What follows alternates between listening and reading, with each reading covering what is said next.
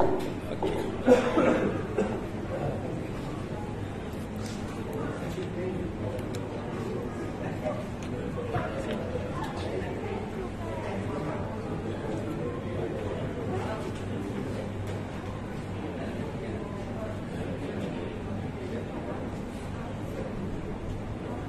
azan macam biasa bunyi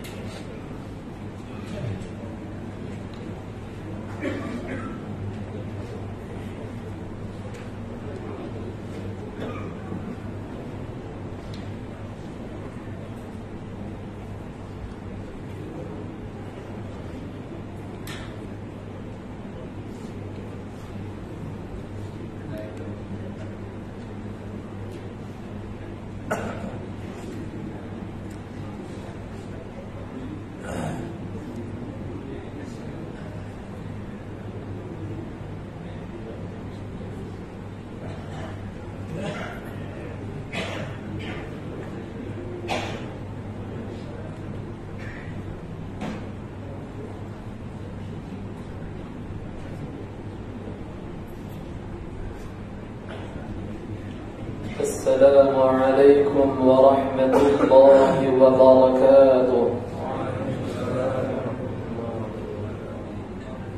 أعوذ بالله من الشيطان الرجيم. بسم الله الرحمن الرحيم.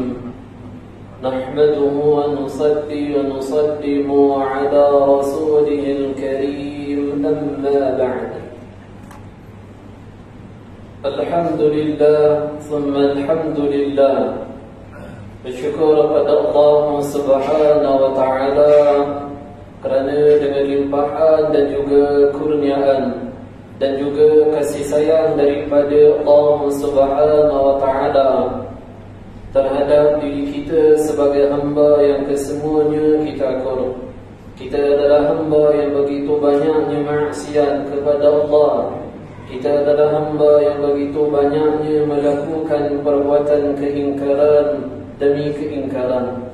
Kita akur dengan kedudukan hati kita yang serendah-rendahnya, ataupun erti kata yang lain, kita akur dengan kedudukan hati kita yang penuh tawadhu'. Kesemua kita adalah hamba yang begitu memiliki serba banyak kekurangan muamalah hubungan baik kita dengan Allah. Keingkaran demi keingkaran, kemaksiatan demi kemaksiatan yang kita lakukan, masih lagi Allah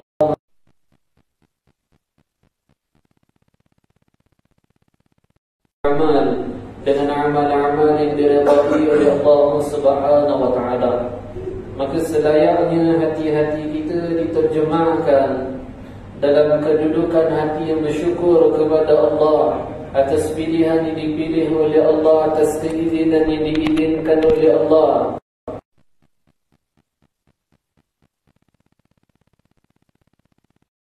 Memohonlah kita kepada Allah, merayu kepada Allah, memperbanyakkan permintaan permohonan doa kepada Allah supaya Allah Subhanahu wa ta'ala sentiasa istiqamahkan kita. Amin ya rabbal alamin. Hadirin hadirat, tuan-tuan dan juga puan-puan yang dirahmati oleh Allah Subhanahu wa ta'ala. Hadis yang diriwayatkan oleh Imam Al-Bukhari, dan hadis ini juga telah diriwayatkan oleh Imam Muslim.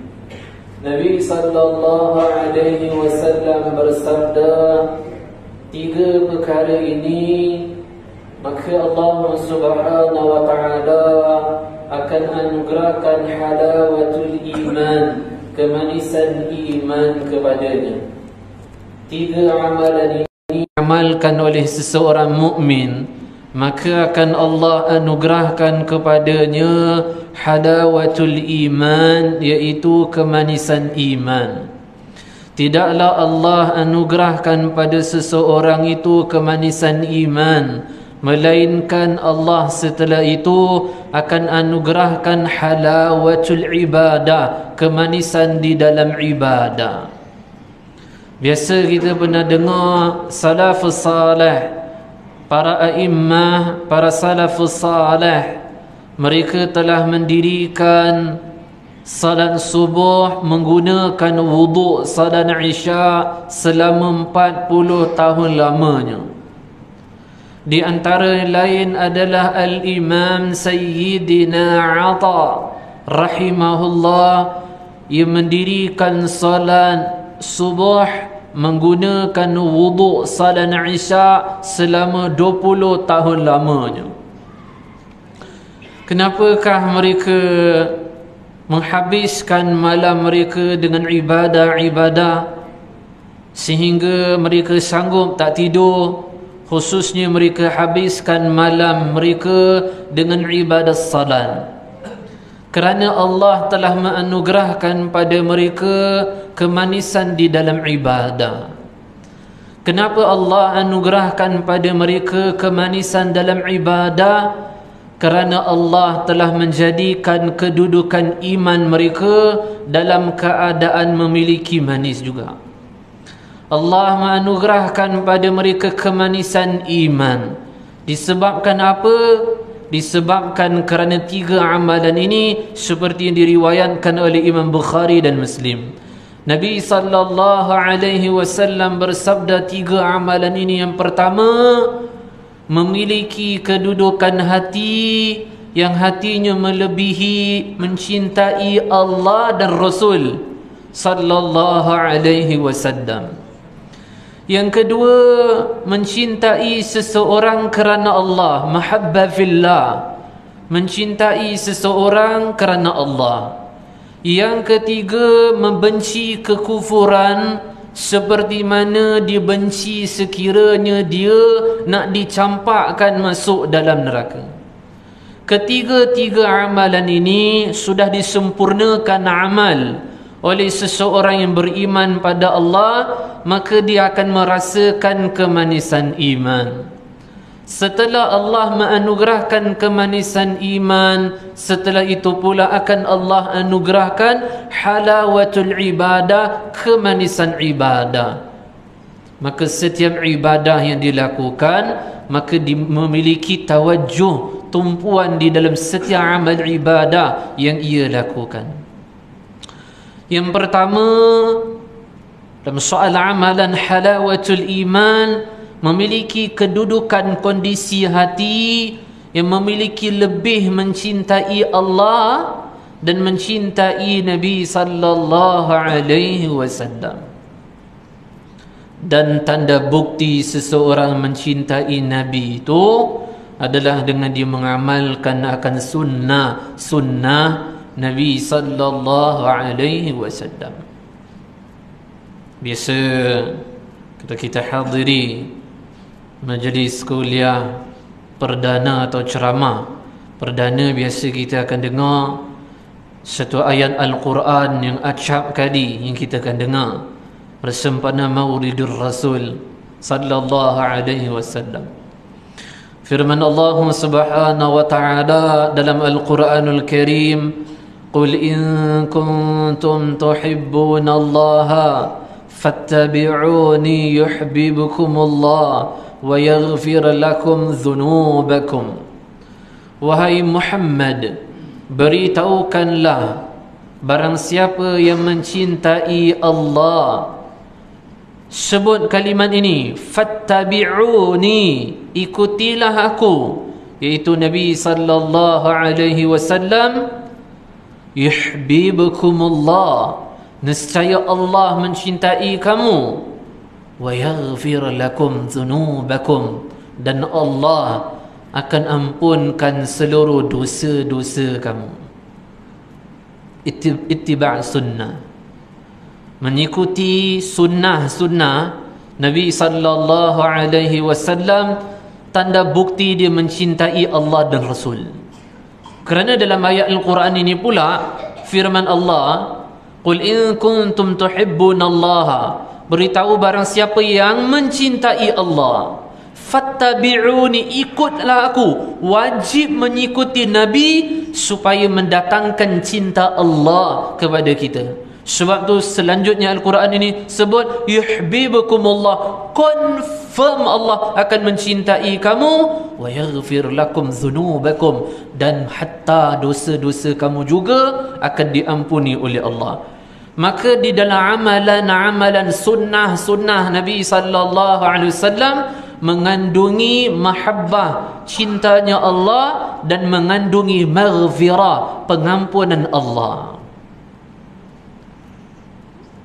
Diriwayatkan Nabi sallallahu alaihi wasallam bersabda, barang siapa seorang hamba yang dicintai oleh Allah, Allah Subhanahu wa taala akan memanggil malaikat Jibril alaihi salam, dan Allah taala akan berfirman, ya Jibril, cintailah hambaku ini yang telah aku mencintainya. Dan Allah taala memerintah malaikat Jibril supaya mengarahkan semua malaikat ciptaan Allah mencintai hamba tersebut yang hamba itu telah dicintai oleh Allah. Ini satu riwayat. Fi riwayat, dalam riwayat lain sambungan, dan Allah akan meletakkan pada hati para hamba untuk mencintai hamba yang telah dicintai oleh Allah. Kita nak kita sebagai seorang suami dicintai oleh isteri. Isteri pula sebagai seorang isteri, dia usaha bagaimana suami mencintainya. Mak ayah pun sama juga, fikir macam mana disayangi oleh anak-anak dia. Hak anak-anak pun fikir benda yang sama juga, bagaimana mak ayah dia mencintainya, kawan dan sebagainya. Maka antara amalan membuat supaya orang mencintai kita, lakukan, laksanakan amalan terlebih awal yang Allah mencintai kita. Nanti Allah gerakkan hati-hati para hamba mencintai kita. Rosaknya hubungan kita dengan manusia sebenarnya rosaknya hubungan kita dengan sesama, hubungan kita dengan Allah. Rosaknya hubungan kita dengan sama kita sebenarnya kerana rosaknya hubungan kita dengan Allah. Bagaimana memperbaiki hubungan kita dengan sama kita? Terlebih awal perbaiki hubungan kita dengan Allah. Nanti Allah sendiri berkuasa memperbaiki hubungan kita dengan sesama kita. Dalam ittiba' sunnah, mengikuti sunnah Nabi sallallahu alaihi wasallam, selain mendatangkan cinta Allah, di situ mengandungi maghfirah, pengampunan Allah. Tuan-tuan, matlamat tujuan hidup kita bersama adalah bagaimana misi dan visi kita ketika matinya kita dalam keadaan dosa-dosa kita diampuni oleh Allah. Sehingga alam barzakh kita, kehidupan akhirat dan hadap di hadapan Allah semua dimudahkan oleh Allah. Sehingga di akhirat besok hadap di hadapan Allah, Allah meridai kita kerana matinya kita beserta dengan dosa-dosa telah diampun oleh Allah. Ini tujuan matlamat hidup singkat ni, 60 tahun, 40 tahun, 50 tahun. Syaitan mengatakan misi dan visi awak, hidup awak projek 2, 3, 4, 5. Bank mesti kena ada banyak duit. Syaitan telah tipu kehidupan kita. Diriwayatkan oleh Abu Zinad rahimahullah, ada 4 orang sahabat duduk di hadapan Hijr Ismail. 4 orang sahabat, syabab min as-sahabah, pemuda daripada kalangan sahabat Nabi sallallahu alaihi wasallam. Dulu ada kecoh kot dulu. Tahun lepas ke? Tahun lepas ke? Hijr Ismail pindah. Kan? Tak pernah tahu. Lupa kan, banyak informasi sangat. Lebih kurang tahun lepas kot nah. Maqam Ibrahim. Hijr Ismail, ada 4 orang sahabat duduk di hadapan Hijr Ismail. Di antaranya adalah Abdullah bin Zubair, kemudian Mus'ab bin Zubair, Urwah bin Az-Zubair, dan juga Abdullah bin Umar bin Al-Khattab radhiyallahu ta'ala anhum ajma'in. Keempat sahabat ini duduk di hadapan Hijr Ismail. Dan mereka mengatakan di antara satu sama lain, jomlah kita saat ini berangan-angan. Jom kita sebut besok besar kita nak jadi apa. Cita-cita kita apa besok besar nak jadi. Kemudian Abdullah bin Zubair bin Al-Awwam radhiyallahu ta'ala mengatakan, cita-citaku adalah besok besar aku nak jadi Khalifah Amirul Mu'minin.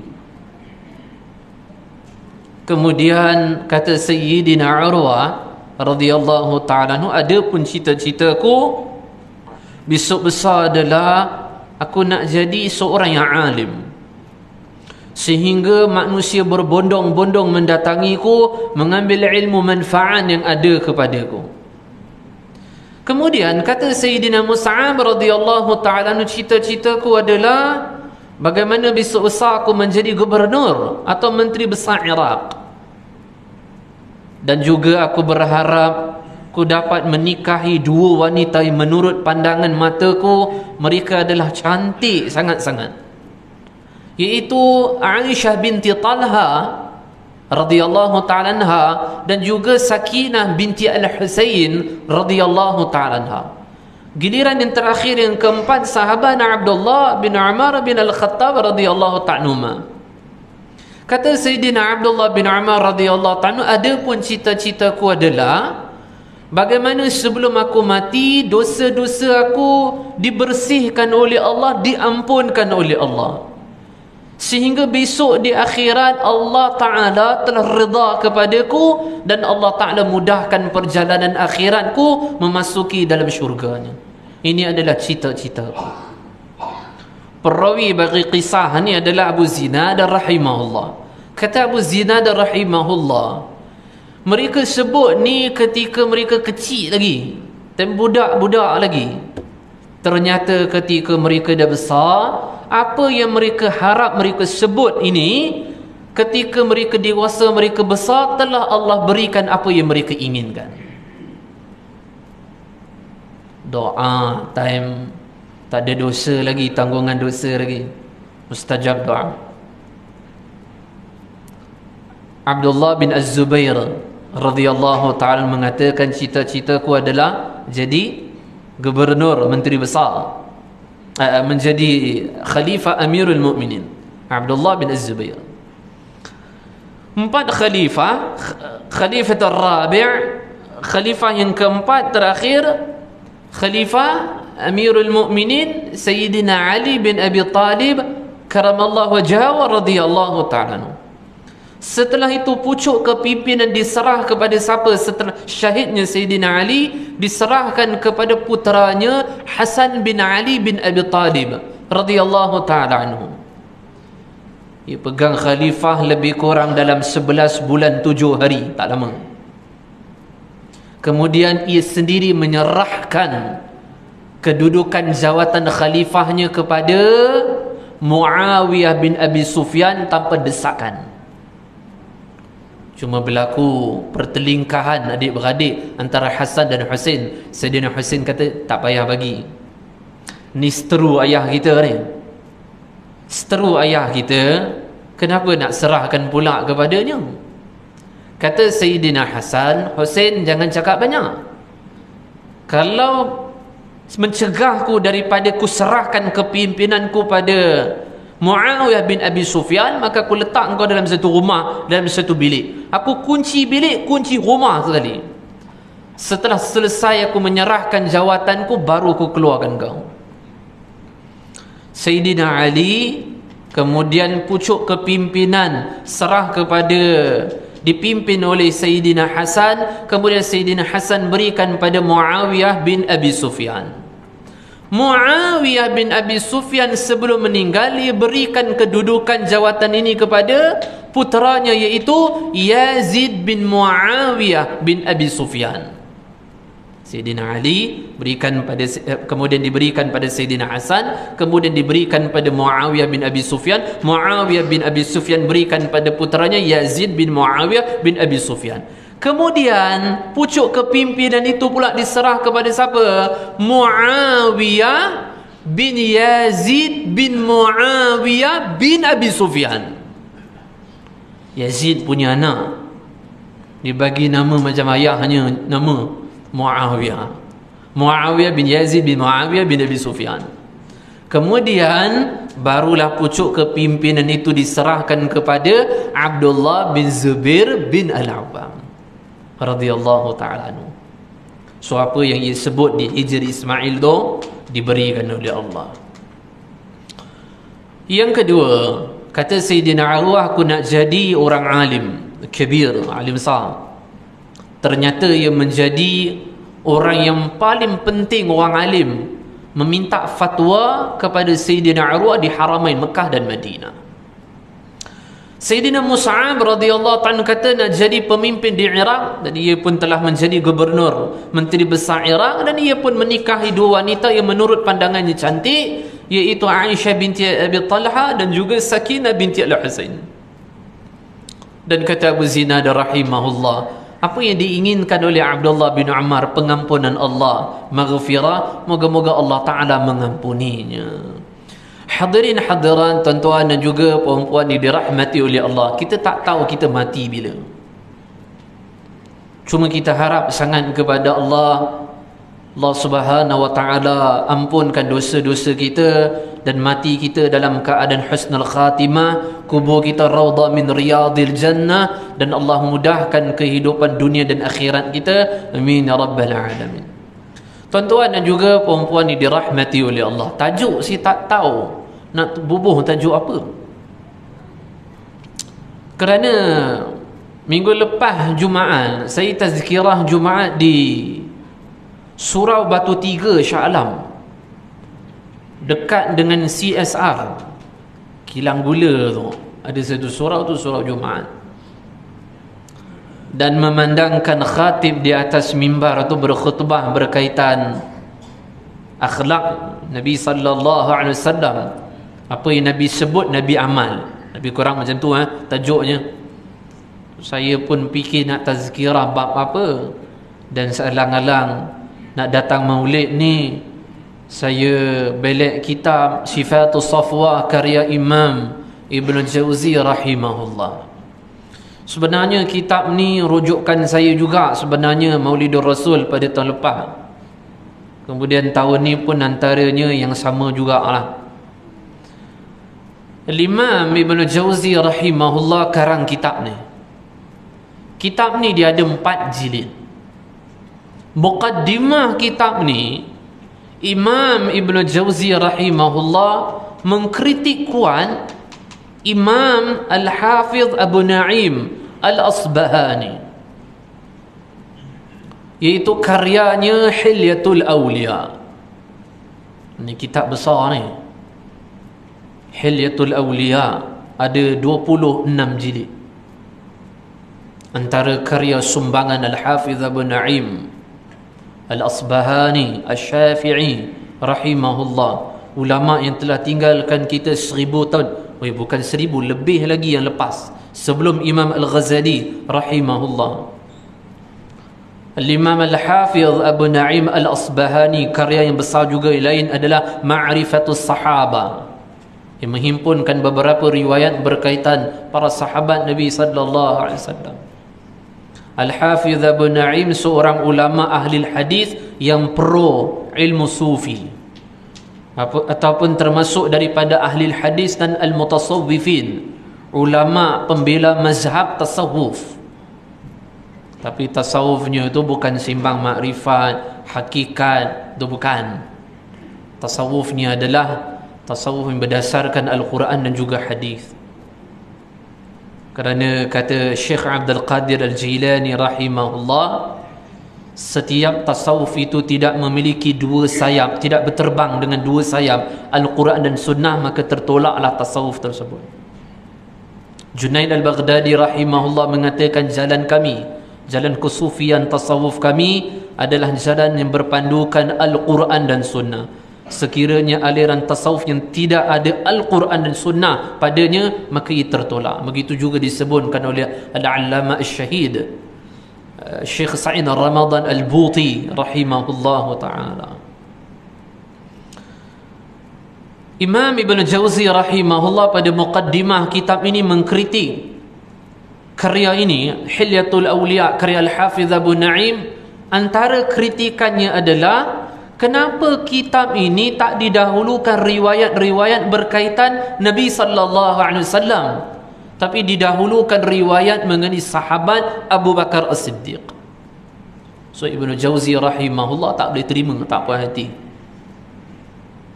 Ibnu Jauzi ulama yang telah tinggalkan kita 700 tahun lebih kurang 800 tahun. Syekh Abdul Qadir Jailani dengan Ibnu Jauzi satu zaman. Ibnu Qayyim Al-Jauziyah tu lain lagi. Tu anak murid Imam Ibnu Taimiyah. Al-Imam Ibnu Qayyim Al-Jauziyah. Ini Imam Ibnu Jauzi Abul Faraj rahimahullah.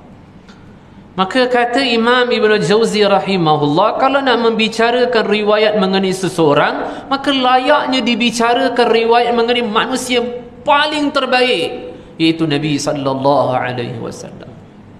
Ada beberapa puluh riwayat berkaitan mengenai Nabi yang dihimpunkan oleh Imam Ibnu Jauzi rahimahullah. Saya ambil lebih kurang dalam 10 ke 9 riwayat. Mana sempat ataupun saya akan sebut cepat nanti insya-Allah.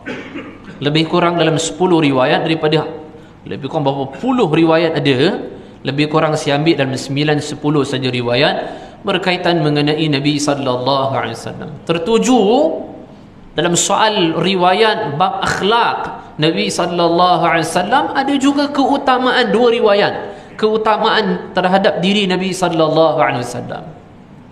Satu riwayat mengenai keutamaan Nabi berbanding nabi-nabi sebelum Nabi, dan juga perbandingan Nabi sallallahu alaihi wasallam dengan nabi-nabi sebelum Nabi. Itu dua tu riwayat. Selainnya, yang terakhir mungkin kita akan sentuh fadilah kelebihan selawat ke atas Nabi sallallahu alaihi wasallam. Di situ juga ada kecintaan sahabat kepada Nabi sallallahu alaihi wasallam. Lebih kurang dalam 7 riwayat berkaitan dengan selok-belok berkaitan mengenai akhlak-akhlak Nabi sallallahu alaihi wasallam. Saya kalau ceramah ni saya hafal biasa. Tapi tahun ni ceramah tak boleh nak hafal sebab anak saya dia suka koyak kitab saya tadi pun dia koyak. Saya Jumaat nak ceramah mengenai peperangan Badar. Kerana saya Putrajaya hari Jumaat ni surau, salah satu surau lah di Putrajaya. Satu grup lah di WhatsApp saya tu. Satu grup dengan Abang Ashraf, nama dia Rai namanya. Tajuk yang diberi nadi peperangan Nabi sallallahu alaihi wasallam. Apa nadi peperangan Nabi? Kalau bagi mengenai akhlak ataupun tajuk umum senanglah. Tapi memandangkan diberikan satu tajuk khusus mengenai perang. So saya tengok antara perang yang paling banyak muka surat dalam kitab Al-Bidayah wa Nihayah karya Al-Hafiz Ibnu Katsir adalah perang Badar, sebanyak 256 muka surat. Jenuh tu nak habis macam mana? 3-4 hari ni saya kena kurang tidur lah. Saya kena bangun awal sebelum subuh, nak kena hafal sampai lepas subuh. Target saya sehari lebih kurang dalam 64 muka surat nak kena hafal mengenai peperangan Badar. Dan tuan-tuan doa untuk saya, moga Allah mudahkan ya. Amin. Hadirin hadiran, tuan-tuan dan juga puan-puan yang dirahmati oleh Allah. Hafal tu hafal. Tapi riwayat apa? Riwayat daripada ahli hadis siapa dan sahabat siapa yang meriwayatkan hadis itu saya tak hafal. Tapi saya ada tulislah di handset saya ni. So setiap riwayat saya akan sebut riwayat daripada ahli hadis siapa, daripada kalangan sahabat yang meriwayatkan hadis tu siapa, saya akan sebut, jangan risau insya-Allah. Hadirin hadiran, tuan-tuan dan juga puan-puan yang dirahmati oleh Allah Subhanahu wa taala. Pertama adalah riwayat mengenai akhlak mulia Nabi sallallahu alaihi wasallam. Ada dua riwayat. Pertama, riwayat daripada Imam Ahmad di dalam kitabnya Musnad, daripada Ummul Mukminin Sayyidah Aisyah radhiyallahu taala anha. Ia meriwayatkan datang seorang sahabat Sahabat Nabi sallallahu alaihi wasallam jumpa dengan Sayyidah Aisyah dan dia mengatakan, dia Aisyah, apakah di antara bentuk-bentuk amalan akhlak Nabi sallallahu alaihi wasallam? Sambung nanti.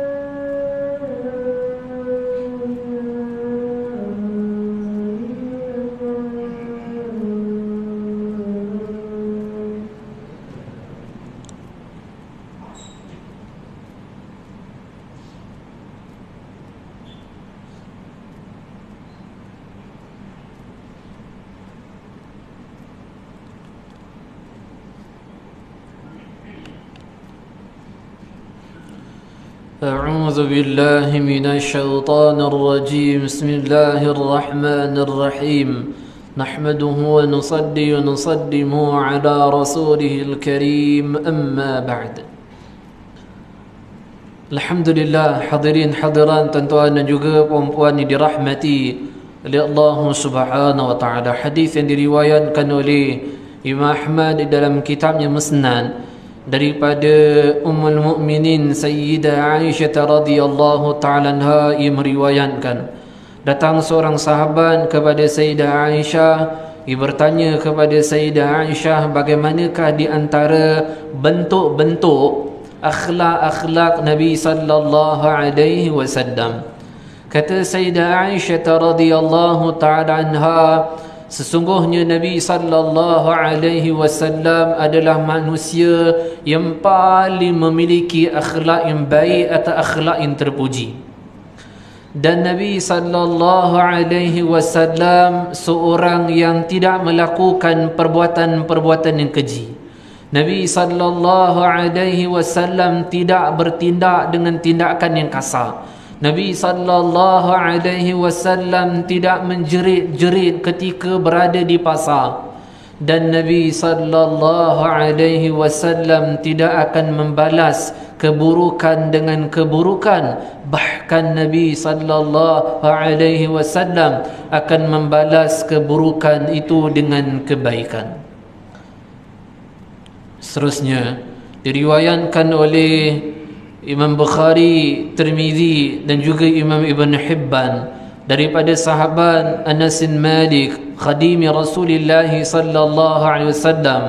Anas bin Malik radhiyallahu anhu adalah sahabat yang merupakan tukang khidmat kepada Nabi.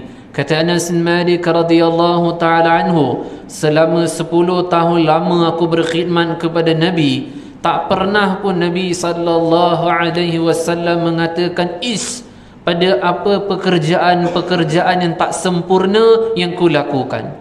Mahupun pekerjaan-pekerjaan Nabi amanahkan padaku, aku tak laksanakan pun, tak pernah Nabi sallallahu alaihi wasallam datang padaku dan Nabi berkata dengan tak pernah pun.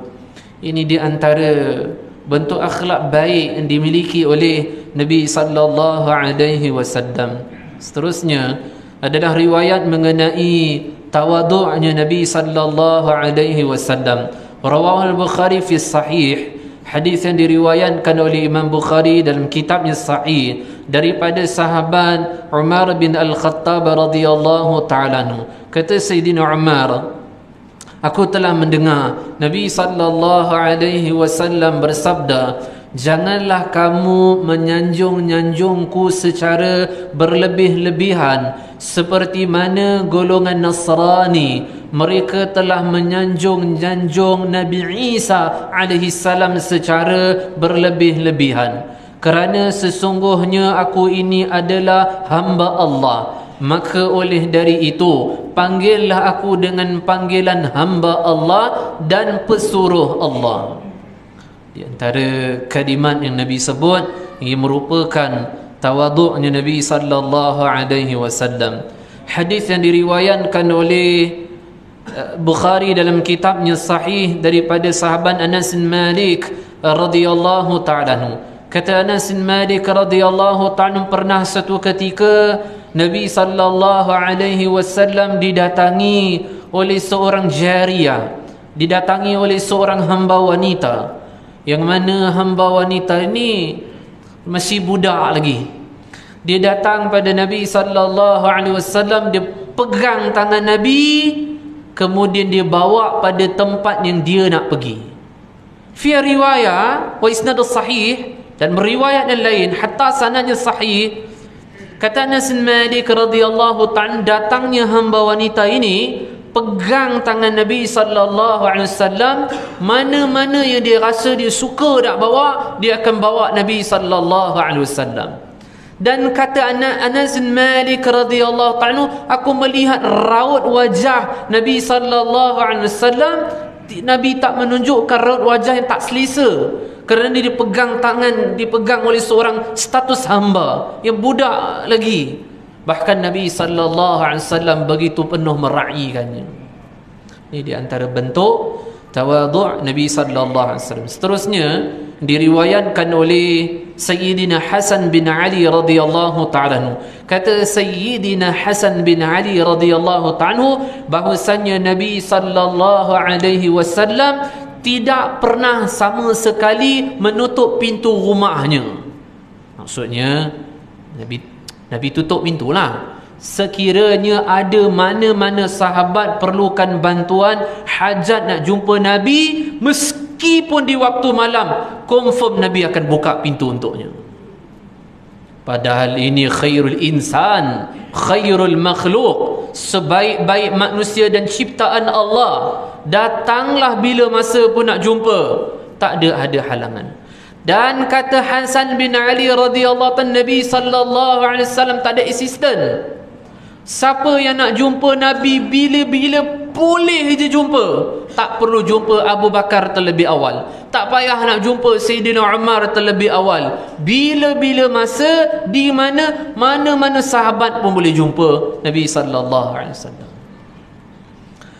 Dan tidaklah Nabi itu melainkan suka duduk, dan makan Nabi pun dalam keadaan duduk di bawah.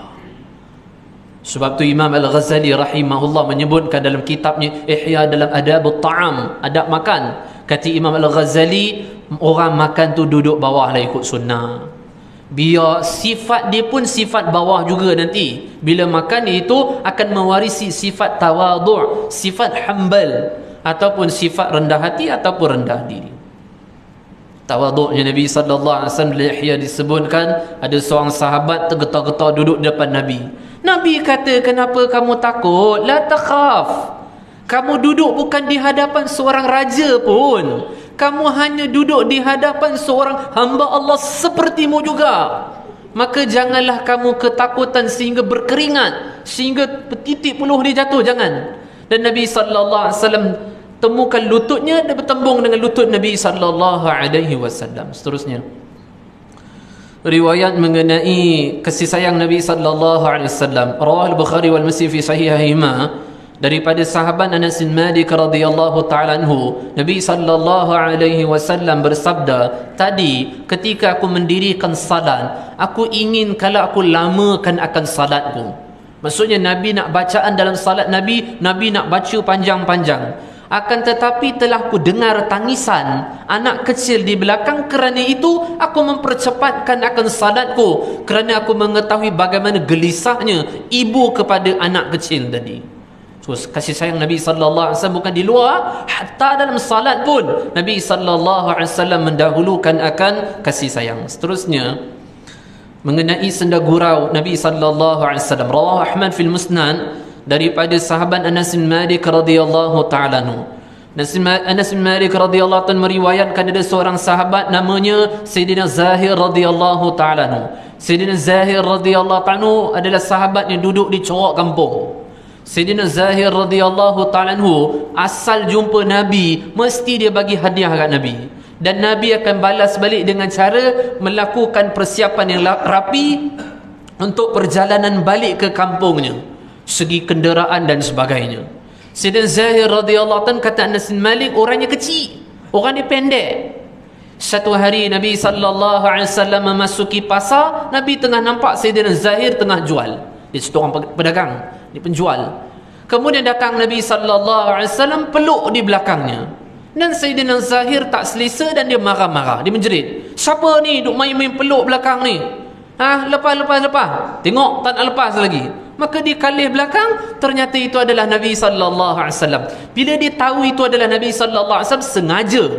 Apa dia buat? Kerana perut Nabi sallallahu alaihi wasallam peluk dia punya rendah tu, kepala dia tu dekat dengan perut Nabi. Bila dia tahu belakang tu Nabi, maka sahaja dia lagi rapatkan kepala dia dengan perut Nabi sallallahu alaihi wasallam. Kemudian Nabi sallallahu alaihi wasallam bergurau. Nabi sallallahu alaihi wasallam mengatakan, wahai orang yang lalu di pasar, siapakah nak beli sahabat ini? Zahir radhiyallahu ta'ala anhu. Kata Sayyidina Zahir mengatakan, ya Rasulullah sallallahu alaihi wasallam, kenapa tuan cakap macam tu? Nescaya tuan akan mendapati saya tak laku dijual, kerana saya orang miskin, pakaian saya kotor, saya orang kampung. Nabi sallallahu alaihi wasallam bersabda, ya Zahir, engkau di sisi Allah sangat laku jualan engkau. Fi riwayat dan riwayat lain, ya Zahir, sekiranya dikumpulkan seluruh harta orang yang ada di pasar, nescaya dia akan tak mampu nak beli kamu, wahai Zahir. Kita nak melawak ni dengan orang have je, punya lemaknya kita tu, tengok.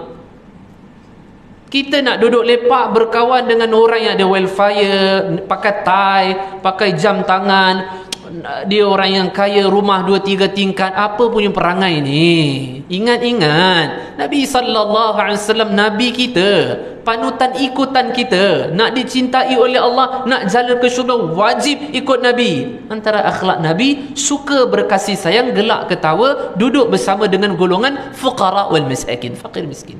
Seterusnya, riwayat mengenai keutamaan Nabi sallallahu alaihi wasallam berbanding dengan nabi-nabi sebelum Nabi. Rawal Bukhari wal Muslim an Jabir bin Abdullah radhiyallahu ta'ala anhu. Kata Sayyidina Jabir bin Abdullah radhiyallahu anhu, aku telah mendengar Nabi sallallahu alaihi wasallam bersabda, kelebihanku berbanding dengan nabi-nabi sebelumku adalah 5. Pertama, Allah akan campakkan rasa gerun ketakutan pada hati musuh-musuh sebelum sebulan mereka menghadapku.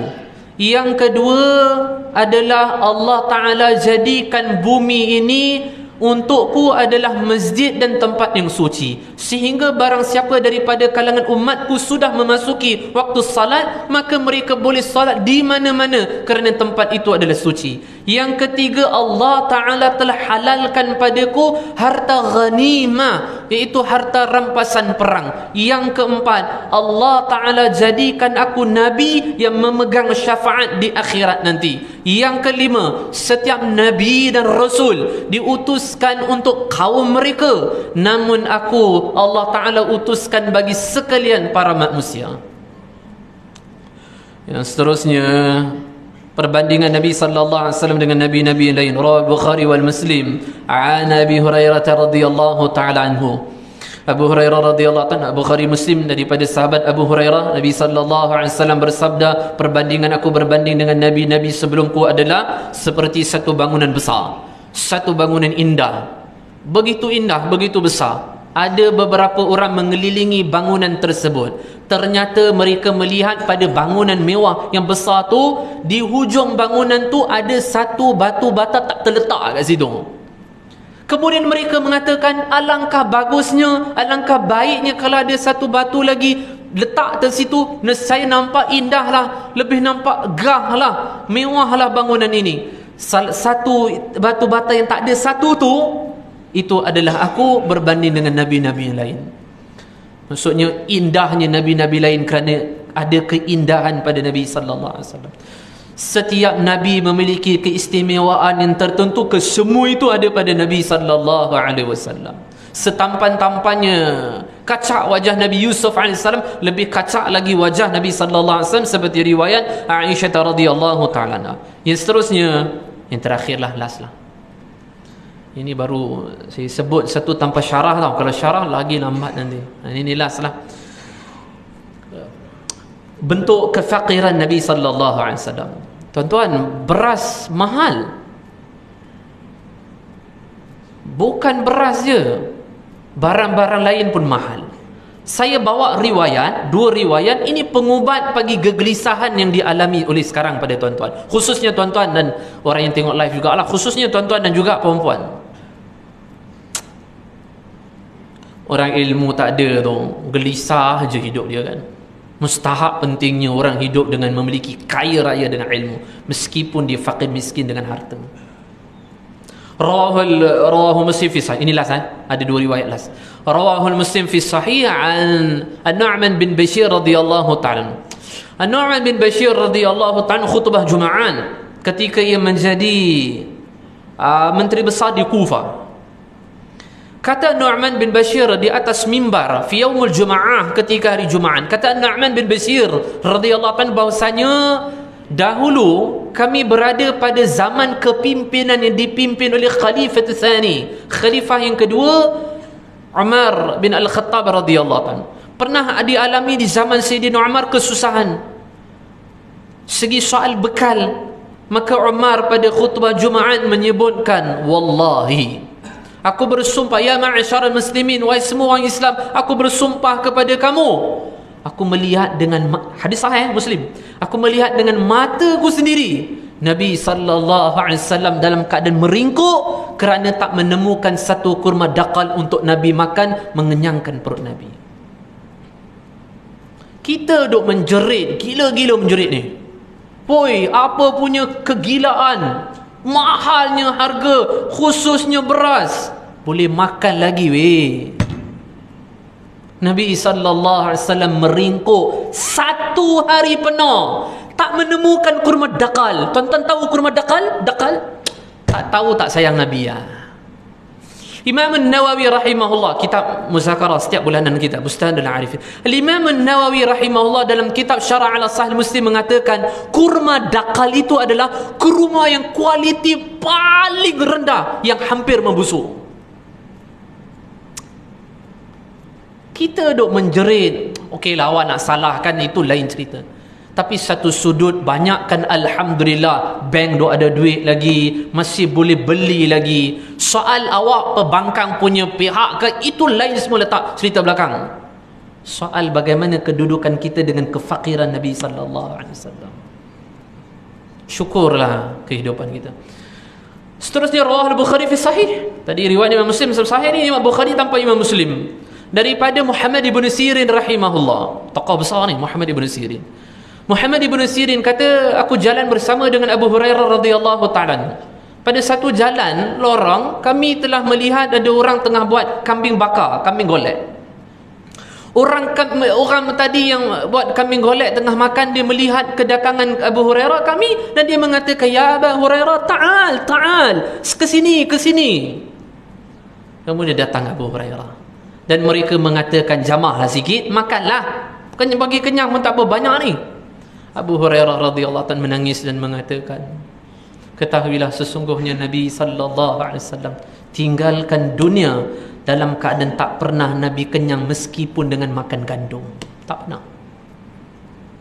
Dan riwayat yang lain, Abu Hurairah radhiyallahu ta'ala mengatakan, celakalah kamu. Nabi sallallahu alaihi wasallam meninggal dalam keadaan Nabi tak pernah tengok kambing golek, tak pernah Nabi makan sampai tahap kekenyangan. Dan kata Muhammad ibn Sirin, kemudian Abu Hurairah radhiyallahu anhu tinggalkan mereka.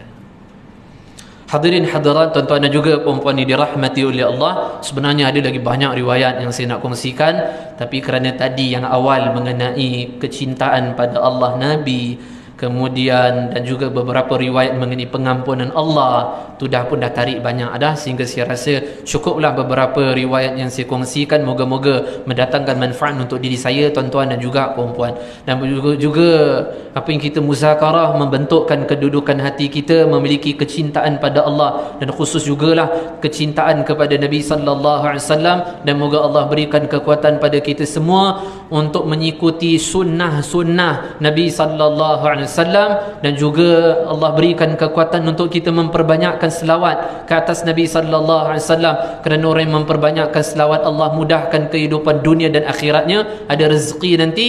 Dalam kitab Bustanul Arifin saya sebut nanti riwayat-riwayat mengenai kelebihan selawat. Tuan-tuan dan juga puan-puan yang dirahmati oleh Allah, saya lepas ni nak ke Kelang pula, Bandar Puteri, untuk ceramah nanti lepas Isyak pula nanti. Dan saya minta maaf Isyak tak sempat bersama dengan tuan-tuan puan-puan.